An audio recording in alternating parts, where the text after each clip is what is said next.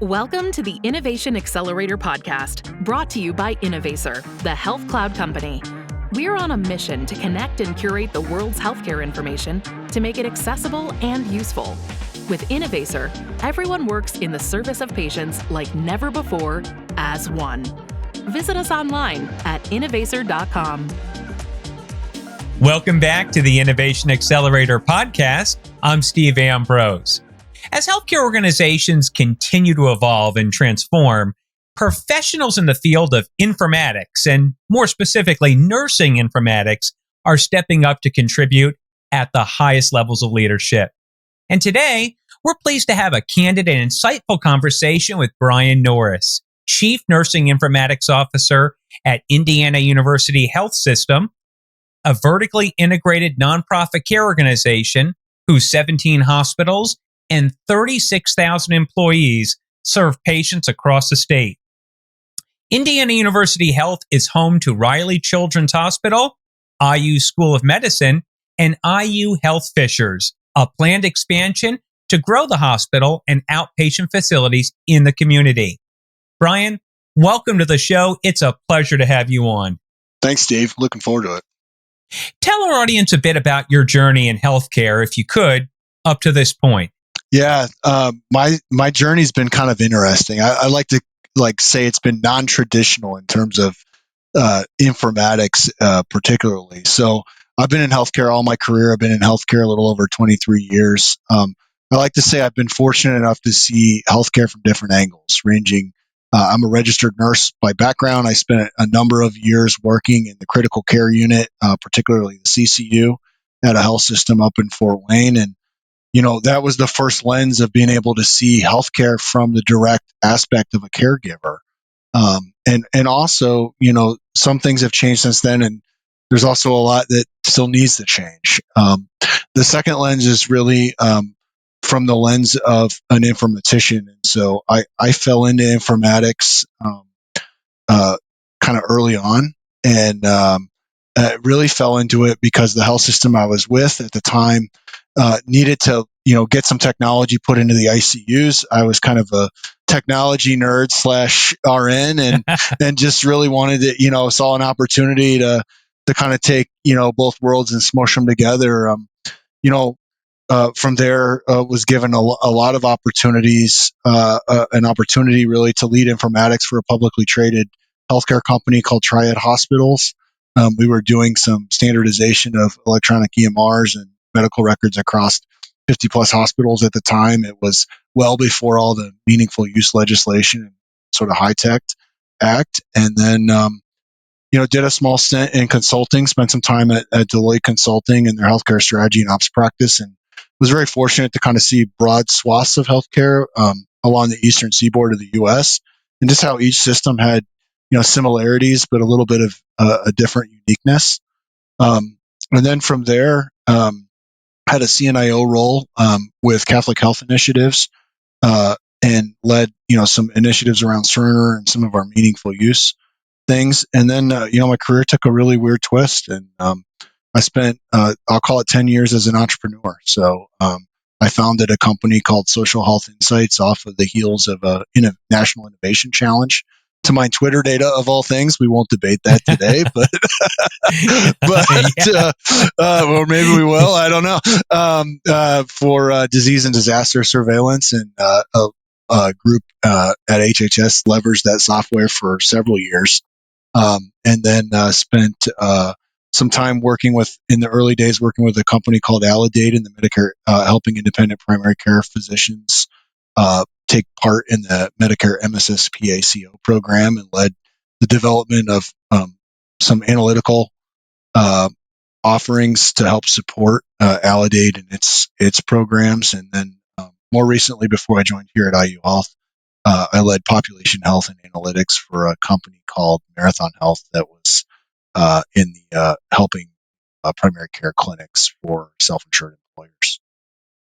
Brian, that is quite a journey, and glad you shared that. Let's jump right on in. First of all, right out of the gate, for our audience, how would you define nursing informatics? And then specifically, How do chief nursing informatics officers impact digital transformation and innovation today in provider organizations? Yeah, I think that's a great question. It's funny. I think informatics in general, not just nursing informatics, like there are a lot of different definitions of informatics. And I would say from a nursing informatics standpoint, I think it's evolved. So, when I first got into informatics, particularly nursing informatics, it was very synonymous with the electronic medical record. So you saw a lot of nursing informatics professionals that were either helping select, implement, move forward with an EMR. As time has marched forward, nursing informatics has begun to become synonymous with optimization of the EMR. But I think the profession is so much more than that. If we think of nursing skill sets blended with technology skill sets, and now what I believe in informatics, kind of going back to its roots, enhancing with analytical skill sets, they're really primed to be the translators. And so I lead a team here at IU Health of about 100 clinical informaticists that have different clinical backgrounds ranging from respiratory therapists to nurses. We have some physicians on our team, and we have a pretty well-rounded clinical background, and we spend a lot of time translating the technology needs to our technology colleagues in IS, as well as some of the needs that we're putting forward from a technology perspective back to the art of what's possible to our clinical colleagues and our operational colleagues. So I really think there's maybe a little more simple definition of nursing informatics as we move forward. I think we're going to see a lot of nursing informaticists live in that intersection, not only between workflow and technology, but between data analytics and technology. And quite honestly, I think as we march forward, we're going to see a lot of nursing informaticists start to blend advanced analytical skill sets in helping their organizations move forward. We've had a lot of challenges. I certainly don't have to tell you that staffing around certainly nurses, as well as shrinking operating margins that are felt around the country. This has been a very challenging year, especially in the provider segment in healthcare. But I'd like to know, moving ahead in 2023, Brian, what would you say would be the three biggest challenges that you see for next year? There are certainly several that rise to the top that probably any healthcare organization has. The first and foremost is the labor pool. COVID over the last several years has further expanded and compounded the problem of our clinician shortages, not just in nursing, but in all areas of healthcare. And the labor pool itself has become more expensive. And so, there's not a day that goes by that you can't open up some health care magazine or news outlet and see another health system reporting really poor fiscal performance on their P&L, and a lot of that is attributed towards labor pool.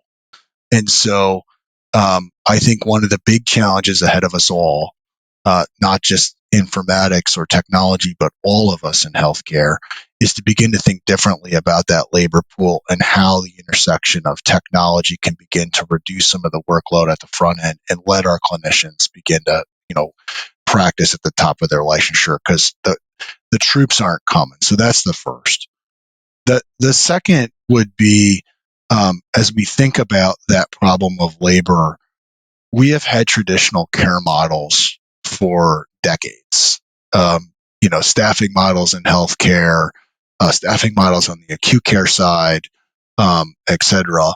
And if anything has come out of the pandemic, it's really forced everyone to think differently. And I peg that back to almost overnight, every healthcare organization, whether you're ambulatory-based, acute care-based, flipped its model to a highly virtualized model.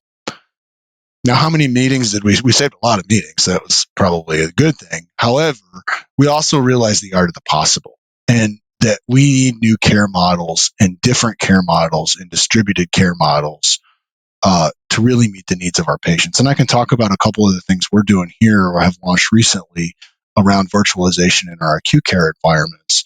But that's kind of the second. And then the third is I really think that healthcare in general has this concept of it's almost, I was thinking about it today, it's almost pitted against each other of value-based care versus fee-for-service, right? And there's always a versus in there. In my opinion, it's an and. And so I think one of the big challenges, especially coming into the next couple of years for healthcare organizations, is how will you deliver on value-based care and fee-for-service, particularly in IDNs? And then how do we make sure that we optimize that value-based care arena for our patients, both within the walls of the acute care environments and external to the home? And I think that dovetails into how do you start to solve that, which is how do you begin to look at your patient and clinician experiences, particularly your consumer experience? And I use that word very intentional because a lot of healthcare organizations shy away from it. But we're all consumers of a product that is healthcare to either keep us well or get us well. And so by looking at those experiences from end to end, is how we're going to realize the efficiencies and some of the new fiscal models that we're going to deliver. Yeah, I've heard it said that when it comes to consumerism and using that term, that we're consumers all the time. We may be patients part of the time, but we're consumers all the time. And so that word, we're going to touch into that a little more into later in the discussion here. But I wanted to focus a little bit more on the staffing. And before the pandemic, we know there was already a shortage globally of 6 million nurses. And the latest statistics point to about 4.7 million nurses that are expected to retire just in the next few years. So they're looking now, Brian, at a shortfall of 13 million nurses globally by 2030.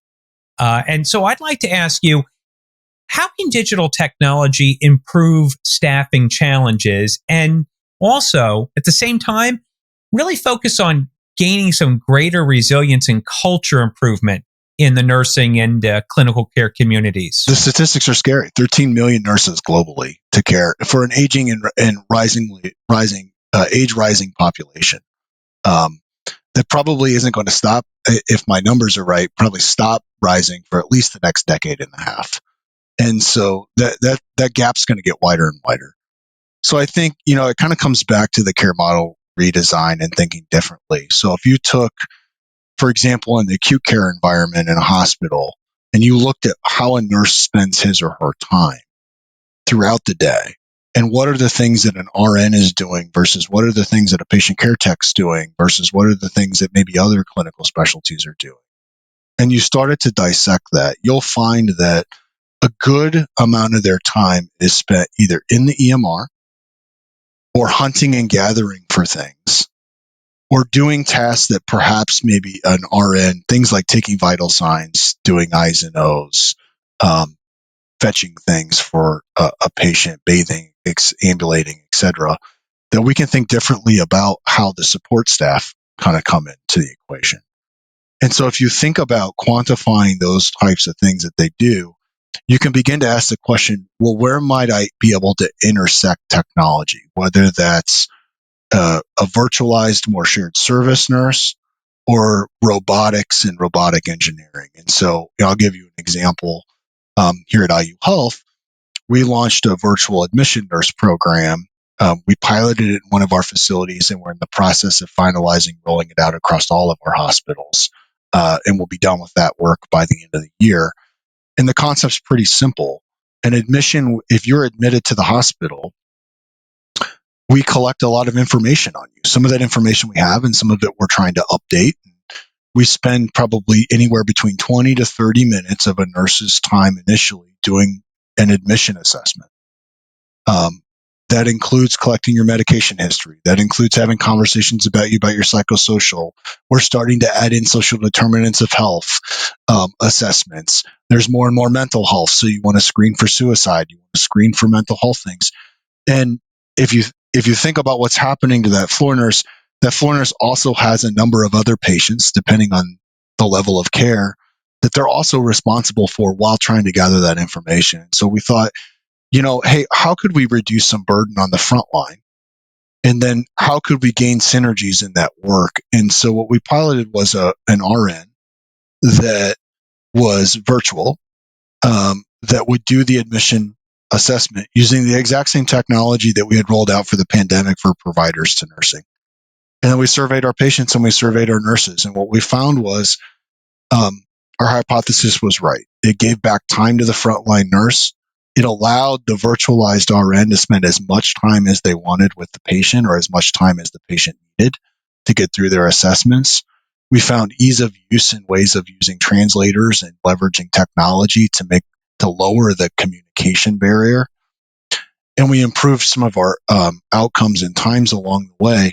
And so we took that data and we said, well, what if we could get to a place where 40% of our admissions across the system were done in that way? What might that do for IU Health? Well, it turns back that gives thousands and thousands of hours back to the front line to care for their patients while creating this economy of scale in that process. And so we're in the finalized weeks of rolling out that on admission, and we're beginning to think about other things that nursing is doing, like discharge, like education, and rolling those programs out, as well as different maybe care design models around virtualized care within the walls of the hospital.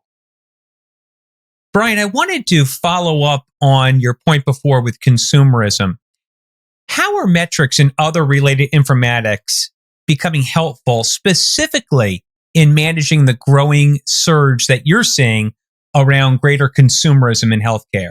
If you think about, traditional consumer metrics like net promoter scores, and how many industries look at customer satisfaction, healthcare is beginning to adopt these. So, here at IU Health, we have what's called our Promise Dashboard.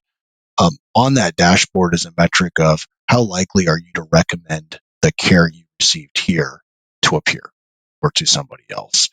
And that measurement guides a lot of things under them.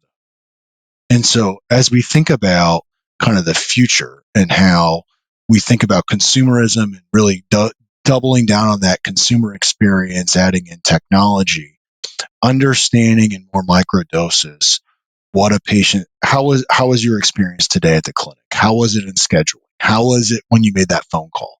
How was it when you got that email or that outreach? Are we outreaching too much? Are we outreaching too little? All of those things become really important, right? Because technology allows us to do things.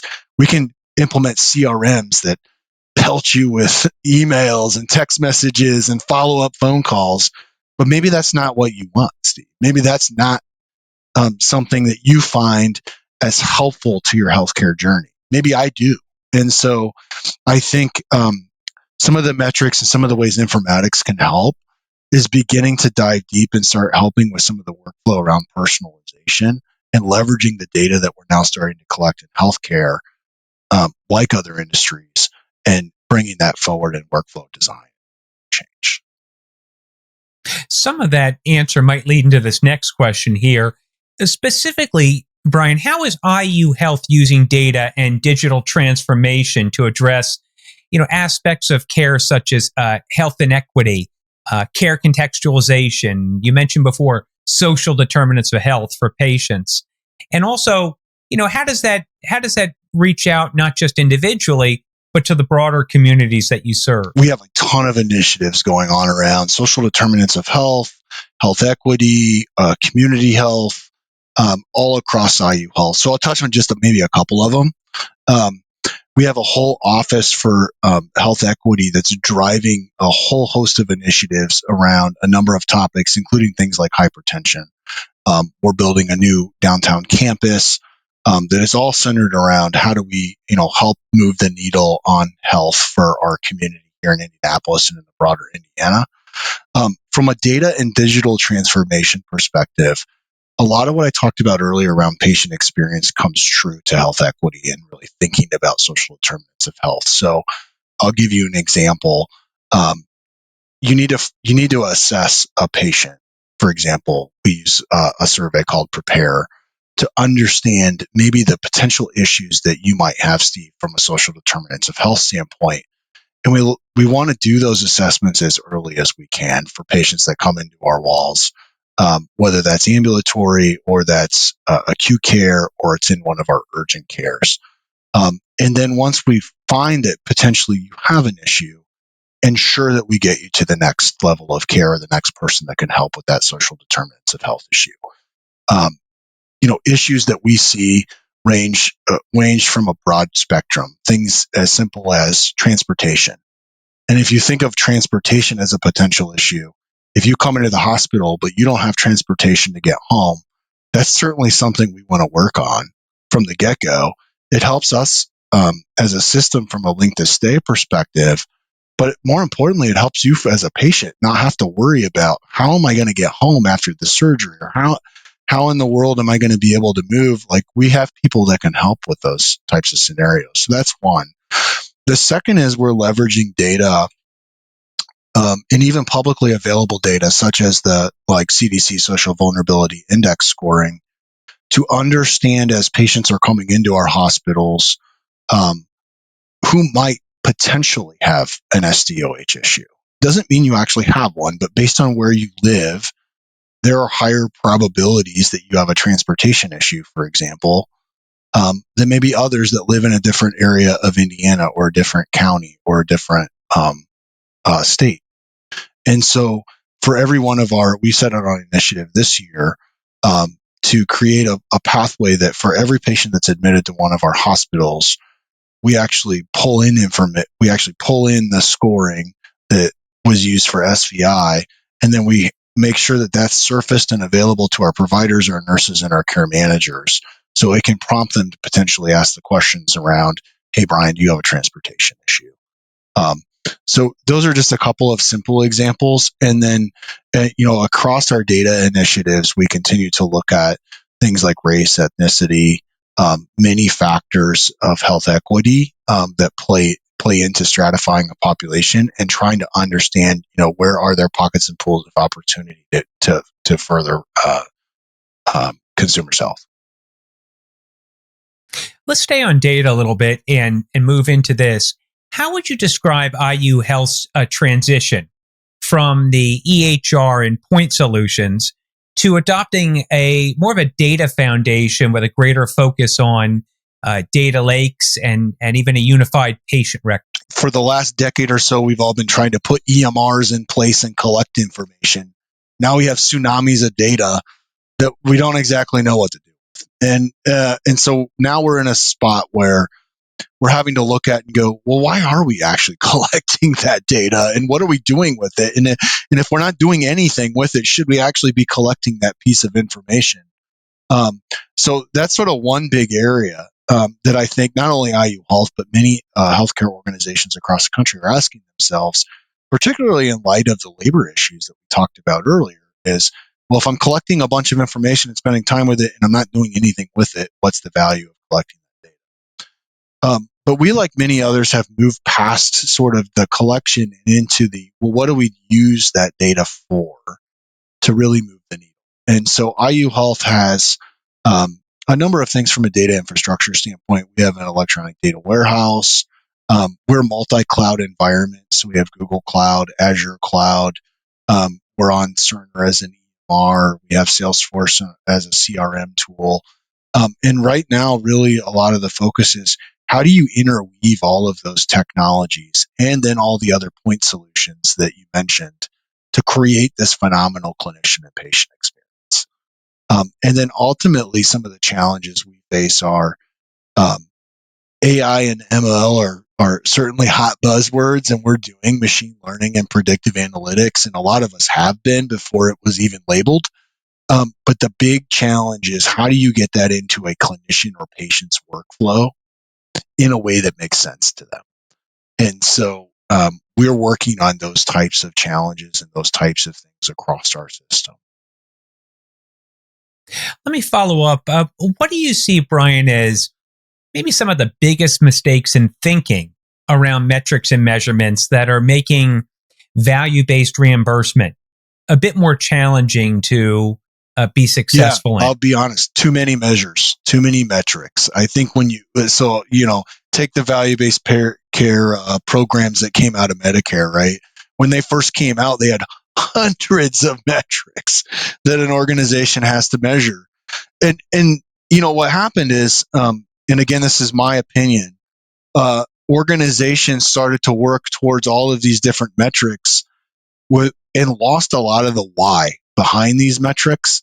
And so all of a sudden you start getting into, box checking, data collecting, workflows for no other reason but to check a box that you met some metric or you could report a metric. And I think that one of the biggest challenges from the get-go with value-based care was we had far too many metrics. So I think the opportunity is the inverse of that. It's how do you get to a handful of measurements that are absolutely meaningful and can rally process and clinical change both on the consumer side and the clinical side to really move the needle on value-based care. And I'll tell you one example of those would be how do I know within my population who's at risk and who has hypertensive risk? How do I know within my population who's been to the ER that hasn't had a primary care follow-up? How do I know and intervene in my population around patients that could really benefit from hardcore care management and really need that extra boost or that extra set of hands to prevent them from a, rehospitalization or some adverse event or challenge? And so I think a lot of the challenges for value-based care ahead will be selecting a fewer set of meaningful metrics that really become North Stars. They may not tell the whole story, and there may need to be some surrogates down the line, but a meaningful set of metrics to move forward to measure whether we're hitting the mark on process or not. Brian, how do you see informatics impacting IU Health's vertical integration, meaning with its own health plan, and also IU Health's bigger move into greater levels of value-based care? Informatics here at IU Health, we are a vertically integrated organization. So we have a health plan, we have an MA plan, we have our own plan, which is, I'm on as an employee. We have hospitals, we have urgent cares, we have ambulatory centers, we have specialty providers. So we kind of got it all. And so from an informatics perspective, our team has to support all of that in some form or fashion. And so one of the things we've done is, as we've thought about informatics and structure, we have local informatics teams that are, for sake of a better word, they're boots on the ground. They're out in our hospitals, they're in our regions, they're helping with workflows, they're helping drive change, et cetera. We've got the same type of structure with our ambulatory clinics. So if you think of all of our primary care centers as an example for value-based care, we have informatics that helps with workflow and education and process. And we can talk a little bit about some of the things we're doing there to help improve in a minute. And then we have what's called our system health solutions, which includes our health plan, our urgent care centers, some of our virtual care offerings, our community health that we talked about earlier, and several other sort of integrated shared service almost offerings across the health system. And we have an informatics team that supports them. We also have within informatics some specialists that look within regulation and help us understand things like impacts of MIPS on maybe some of our design in our system, or the impacts of pick the latest regulation that comes out on the design and or impact of our either EMR or some other health information technology. And I kind of give you a glimpse into our structure for a reason, because all of that has to work in concert. So for example, if we want to roll out a hospital at home program, or we wanted to roll out a risk stratified ability to reach out to those hypertensive patients that might be out of whack, that haven't been in their primary care for the last year, then informatics is, in our organization, part of helping define those processes as well as helping implement them out in the field. Now, we have a whole host of thousands of others that help do that, so we are not alone in those process changes. But we are integrated into each one of those areas, which I think is a unique aspect for us as an informatics team. Because in other organizations, you might see informatics only embedded in acute care, or you might see them embedded in both acute care and ambulatory care, but not necessarily connected to urgent care, virtual care, health plan, et cetera. And so by having, team members embedded in each one of those areas, it really gives us the ability to help bring knowledge and translate back. That is interesting. You don't hear often that informatics is so spread across provider organizations. Is that a trend that's changing? Is IU Health really, one of just a few? I think we're starting to see a change. We've seen other organizations with informatics teams that are specialized in each one of those areas. I think historically, if you go back, to the glory days of when everybody was, slamming in EMRs, both ambulatory and acute care, you started to see specialization in informatics in either the ambulatory environment or the acute care environment. If you think about what it takes to manage a life in maybe like a Medicare Advantage program or, manage each one of us, right? I use ambulatory care. My kids have used urgent care. My kids have used virtual care. My kids have used care at, Meyer to get flu shots. My family is consumers of healthcare in a whole lot of different modalities. But if I were in at-risk life, you really want to pull all of that together. And so I think what we're starting to see is an inflection point. This kind of comes back to how you use the data of informatics professionals being able to look across and say, hey, if we're going to go do that suicide assessment in the acute care in one way, we really ought to be thinking about doing it consistently across the ambulatory care environment as well. And oh, by the way, how do we get to the patient sooner and some of that and really start to think through those cross-modality workflows? And I think the only way to really do that, especially in large IDNs like ourselves, is to really embed informatics professionals into each one of those areas. And so it does create a different environment. It's one that I think is really interesting and one that I think is promising for our practitioners. I also think, and we have a lot of opportunity ourselves to continue to grow in this area, but as informaticians continue to evolve in their analytics curve and become more and more data savvy, empowered with more and more self-service analytics tools, or even tools that they begin to write themselves, we become more proactive to those areas. So instead of reactive of, hey, could you help me figure out this process because I found 200 patients that are at risk and they look like X? Wouldn't it be great if your informatics team was like bringing you those opportunities and said, hey, by the way, I see an opportunity here and here's how we might go. Here's like 2 or 3 options about how we might go about it. It really kind of flips the equation a bit. It does. And it really touches a little bit on the next question I was going to ask you, which is that, Brian, you've worked in several different CNIO roles, and you mentioned you had an entrepreneurial stint in between. So what do you see for tomorrow's informaticists, particularly in nursing, around the background and the strengths that they can have or bring to become more successful? I think everybody has maybe a little bit of a different perspective on this question, but I will 100% give you mine. So I took this role here at IU Health actually because of a hypothesis and a hunch that I had, that you could take somebody who has that IDN experience, got inducted into the School of Entrepreneurialism, which I have an MBA, but no MBA on the planet prepares you for that journey. And especially the day you go home to your wife and is like, hey, I'm going to go quit my job, start a company. Like logically, the next question is, so where's the paycheck coming from? You're like, yeah, about that. I'm not sure is the answer.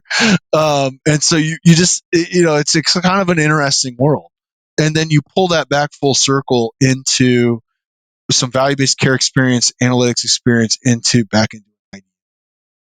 I think, and the reason I kind of quote that journey is I think the informaticians of the future are going to look very different than the informaticians of today. And I think we're going to have a wide variety of them, but I do think that we're going to see more and more people with business backgrounds, more and more, hopefully, and being a nurse, maybe I'm biased, more and more nurses getting into CIO and digital officer type roles, helping lead the way on the patient and consumer journey. I think we're going to see more analytics savvy informaticians, because we don't need as many informaticists to go put technology in as we once did. But we need a whole herd of them to help interpret that data and help move forward and change the way we deliver healthcare. And so, personally, I think that's informatics next.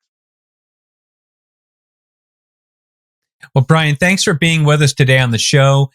Maybe you can tell our listeners a little bit more about where they can go to learn more about IU Health, and then also some of the latest in nursing informatics. Yeah, sure. You can go to iuhealth.org to learn more about Indiana University Health and some of the things that we're doing there.